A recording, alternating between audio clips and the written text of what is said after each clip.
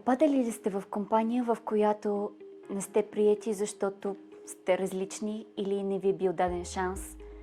Криво разбрани думи, подбуди или етикетът от миналото стои сякаш залепен на челото ви. Предразсъдъците падат като завеса и никой не може да надникне вътре във вас. Добрата новина е, че твърдението никой не е вярно. Чуйте! Исус си каза: „Жено, къде са онези, които те обвиниха? Никой ли не те осъди?“ А тя рече: „Никой, Господи.“ Исус си каза: „И аз не те осъждам. Иди си и не съгрешавай вече.“ Има моменти в живота ни, в които имаме нужда от ново начало.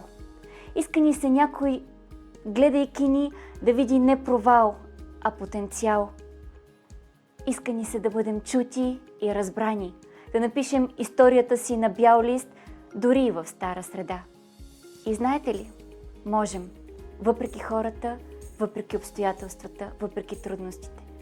Можем, ако се срещнем с Исус. Той дава мир и приемственост. Може да премахва бариери и да променя мнения. С Него се разговаря за всичко. С Него си приет, никога отхвърлен и никога неразбран.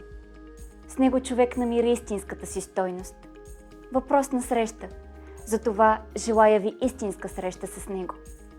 Ако имате какво да споделите по темата или вашите въпроси, разбира се, може да ни пишете в коментарите или на лично съобщение.